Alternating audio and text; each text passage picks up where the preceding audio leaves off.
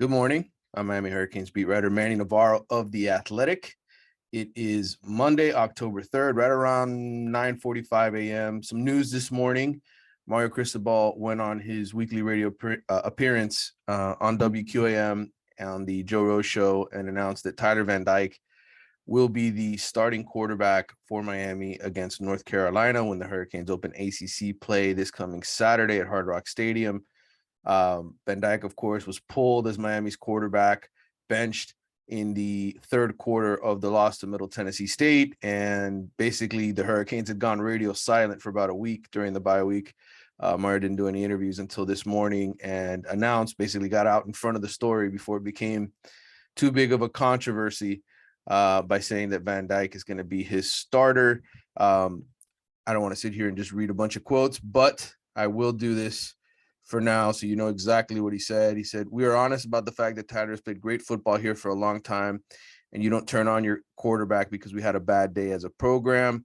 You make sure you do things and install things and work on things that the quarterback and supporting cast feels comfortable with, and at the same time, you recognize and acknowledge Jake did a great job and has a super bright future here at Miami." Jake, of course, being backup Jake Garcia, who came in and led Miami's offense, sparked them a little bit in that 45-30 loss to Middle Tennessee.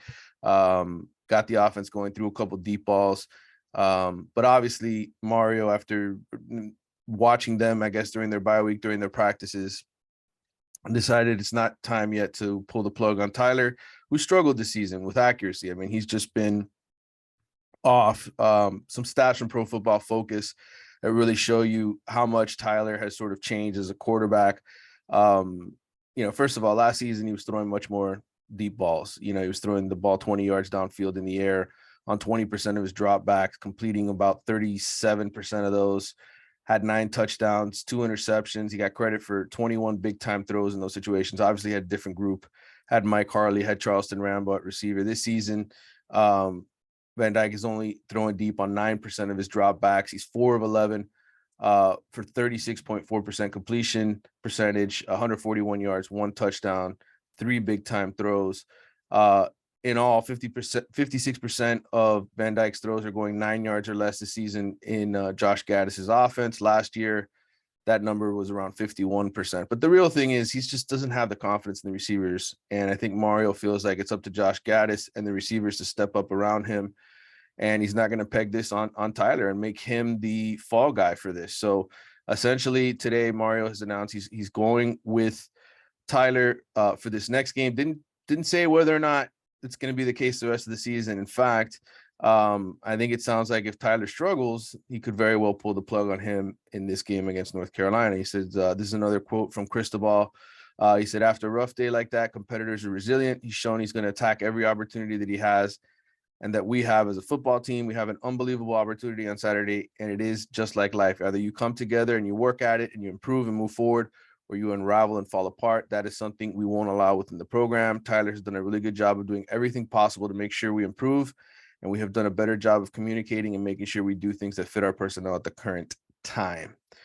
I think ultimately here, this is sort of a put up or shut up game for Tyler Van Dyke and this offense. If they really struggle against North Carolina, who has one of the worst defenses in the league statistically, I think he will not be slow to pull the hook on him. I think he's going to give him a chance, probably give him the first half to sort of prove what he can do.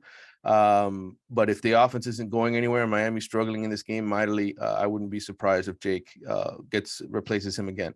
All right, a couple of things to note here. The coordinators and Mario are going to talk to us this morning, actually around noontime. So we'll get a chance to talk to Josh Gaddis. We'll get a chance to ask Kevin Steele some questions about his past defense. We'll get a chance to talk to Mario about injuries. Mario was very scant with the information on injuries as usual. He doesn't share a lot of that information. Just said, they've got some running backs banged up. Obviously, we knew about Jalen Knighton and Henry Parrish, and both of them didn't really finish that game against Middle Tennessee State a week ago. So that's a concern. I know obviously Miami had some injuries in its secondary. Tyreek Stevenson left that game early. Darrell Porter Jr. left that game early with a shoulder.